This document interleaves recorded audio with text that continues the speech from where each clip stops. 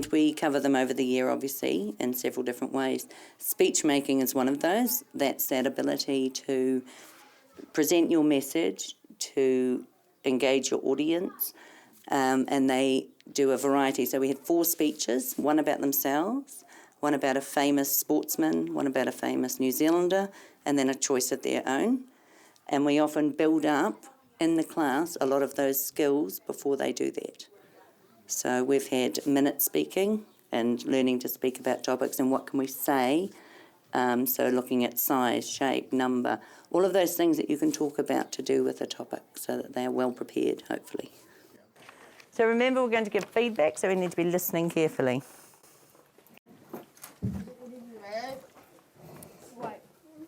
Hello, my name is Otis and I'm doing a speech on ex-heavyweight boxer Muhammad Ali. Ali is a former American boxer. He has won 56 fights and lost only 5. He has knocked out 37 opponents. He got sent to jail for not joining the US Army and fighting in Vietnam. He was stripped of his titles. Ali didn't fight for around 4 years. He regained his titles 7 years after he lost them. Early on, policeman Joe E. Martin coached Ali boxing. They met when someone stole Muhammad's bike. He was 12.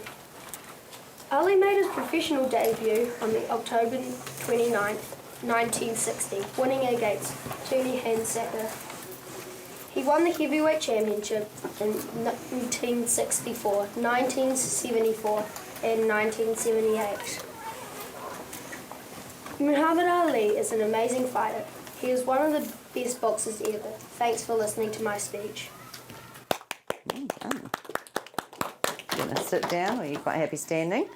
Right, we're going to go through and have a look at those things that we're going to score on. The opening statement. What do we think about that? A 4 or 5? 4.5? And why? Clear and brief and introducing the topic well. Clear, brief, introduced topic. Well done. I reckon it was really well. 4.5. Oh. Because? 273rd three-pointer on April 15th. Thank you for listening to my speech about Stephen Curry.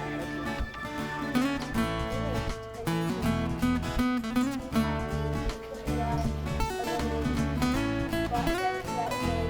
Well done. Thank you very much. Excellent. Good work.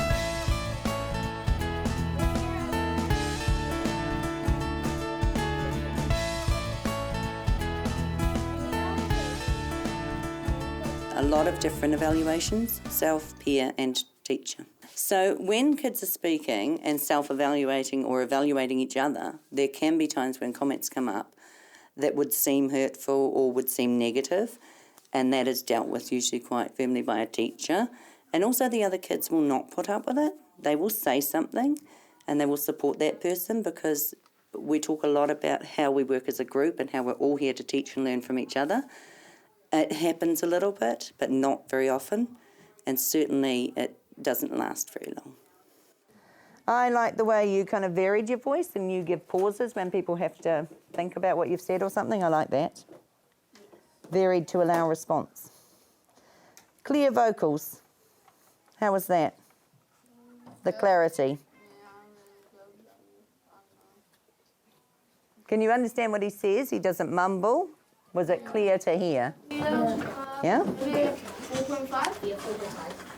She already wrote 5. Don't I'm put going a to 4 put a there. 5. Yes. I'll leave it as a 5 because I think it was very clear. He speaks very well. He's very easy to understand. Eye contact and audience involvement. Good. I need more than a good. That does not help us, Josh.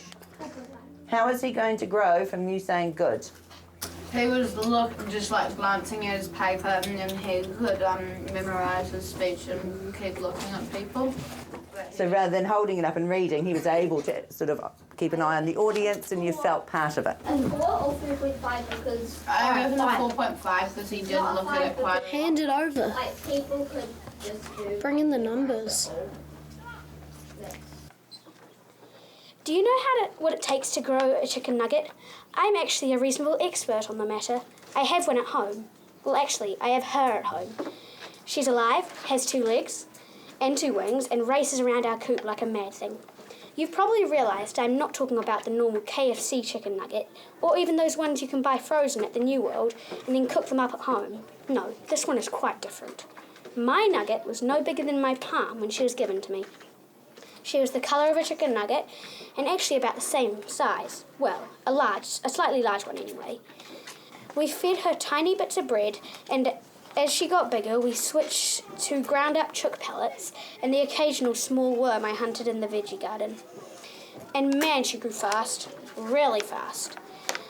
When it got a bit warmer and she was heaps bigger, it was time to shift her outside. Mum was really over her being an inside pet. We fenced off a small corner of the chicken coop and put a tiny nesting box in there so she could settle in and learn about big chook life, but not get attacked. After a few days, we made a tiny hole in the netting so she could get out and cruise around with the big chooks, but then hoon back into her small pen if they were mean. They were too big to fit through the hole. It's pretty weird to think back now about how tiny Nugget was, now that she's full grown and laying eggs for us every day.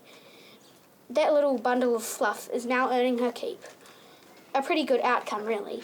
Well, that is until she gets too old to lay eggs.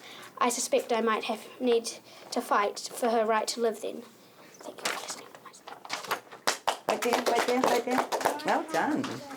Okay, anyone got any comments that are going to be helpful about the speech? There were some really good things going on there. Hayley? All of it was very interesting and exciting, the way she said everything and explained it. I agree. Anyone else? Anise? Is the ending statement, she used to whisper it? Okay, yeah, at the end, where she whispered a little bit. I've got some good notes here. I like the way you had humour in there. Did anyone hear that? That humour and the variety? Puns. What was that? Those good puns. Yeah. Scarlett? I liked how it was like her own personal experience rather than like when she just found on the internet. Of something else. It's her own, yeah. Hayley? I also thought she had very good expression in the way of explaining it to make it very interesting. I agree. I really agree. Well done. That was actually really awesome. They learn to present an idea clearly and logically. They learn to organise their ideas in a way that they can present them clearly to other people. It is also about the confidence to speak in front of people, because our children start from 5 at assembly speaking in front of groups as well. So there are times when they will be speaking into larger groups. Our Year 6 are tribe leaders. So again, they will be speaking in front of their tribe group and explaining things there. So it's a really big part of life, and we think it's just important that as a skill that they would learn that. So.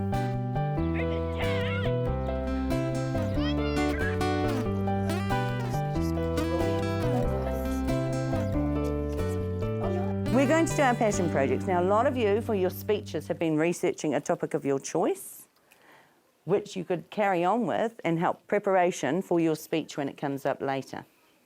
There's a couple of people who want to do their speeches today. As part of your passion project, you could add to that, or you could practice some things with those. Who already knows the topic they're going to do? What's your topic? The Egyptian, ancient Ooh. Egyptian. Ancient Egyptian gods and things? Yeah. Nice. Off you go. Rugby. Fantastic. Filming. What sort of filming? We're going to learn the different sort of aspects and how to shoot the videos. Different types of shots and things? Yeah. A passion project is basically a project on something you love. That's the word passion, is, about something you are really inspired by, really love, really want to know. And that is hard for some children because they don't necessarily have a lot of interests. And it's for them to find the interests that they do have and take them further. So it gives them an opportunity to look at anything they want in terms of learning, as long as they have an idea of what they're going to learn from it. So there needs to be an objective. Do you like this house? Looks really cool. Oh my goodness. That would be so amazing. That would be so cool to live in. It's just like nestled in. It's That's kind of awesome. sad because that reminds me of the Sar shed. They've kind of tried to make it so it's got a grassy roof and nestled into the hill, but then there's a huge fire station built beside it. That is really cool too. What about that one? kind of like comes into the house. Kind of cool. Is that just like a pile of logs Yeah. that they're then creating? Nice. So is this what you're going to use in your design? Yeah. And have you... I've looked through for a while and I found a couple of ones that are actually doable, like ones that aren't overly... complicated? Yeah.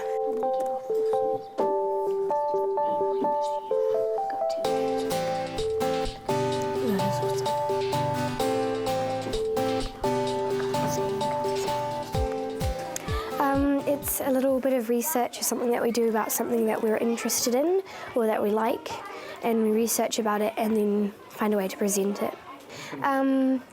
Well, we were just looking for some photos of, me and Kaya were just looking for some photos of buildings, and we're going to put them into a PowerPoint. Well, I'm still doing houses and buildings because I really like designing stuff. Yeah. And it could be I want to learn to understand how the rules work, or I want to understand how a particular a skill is developed. It could be a sporting skill. Some of them learn how to play a game like chess. Some of them want to learn about endangered species and about their global world around them. Some of them want to learn just about their own environment. So it gives them that opportunity, depending on how big their ideas are, from understanding their own home and smaller area to their community, to the wider New Zealand, to the bigger world. And it varies, but it gives them those opportunities to look at ideas that have come up in the news or are topical in the area, so they choose. Over a term, you would tend to do a genre for reading, so it could be reports or explanations. You would have some sort of comprehension, and you would also have one sort of inquiry, sort of based topic-based reading.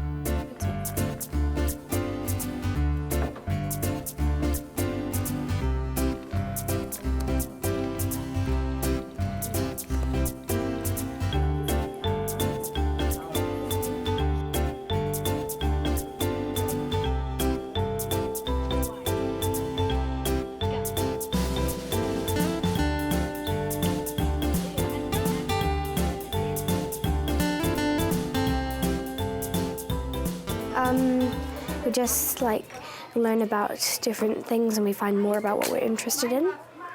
And because if we're interested in something and we just we don't really know too much about it though, we just research it and then we have a lot of information about it after.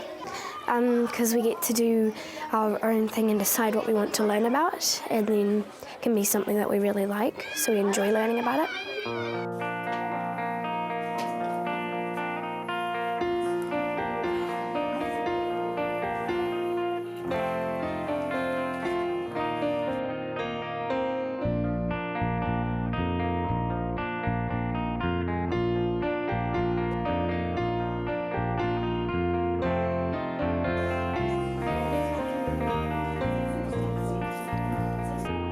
I start doing it, they take over, and by the end they're doing it themselves with their novel activity.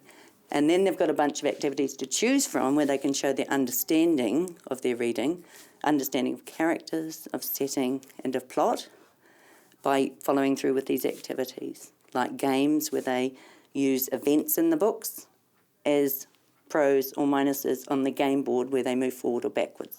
Your wolf looks terrible. And the opposite day, your wolf looks amazing. Thank you. It's a bit doggish. It's yellow, I know that. It's yellow. Its air is squished. Yellow, a banana. It's called mustard. You know what else is yellow? Our school uniforms are yellow, sort of. But also, a banana is yellow and a pineapple is yellow. What? That's yellow, and that's right up the other There's your banana. So it's a good white banana. Where's the school uniform?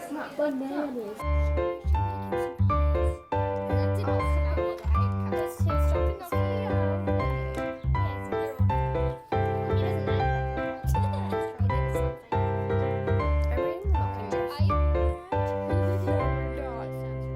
Picked up the bananas and the grapes. Is there a journey for your game? Yeah, it's kind of going through middle school life maybe. So that's the book you've got. What happens in the journey of the story that you could use in your game? Well, it's about two girls become humans, so she's like talking about these different people. The different people? These are different teachers. Right. And we're saying, can they become humans? Goes right round the outside. So it's got a nice flow. It's about how you work around the game board and use the whole board. Good. So you two know what you're doing? All good? Perfect. Ah, that's looking really good. Much better, Josh. If you had it written down there, you could turn the I at the top of the I into a bomb and the O into a bomb. Reading's good.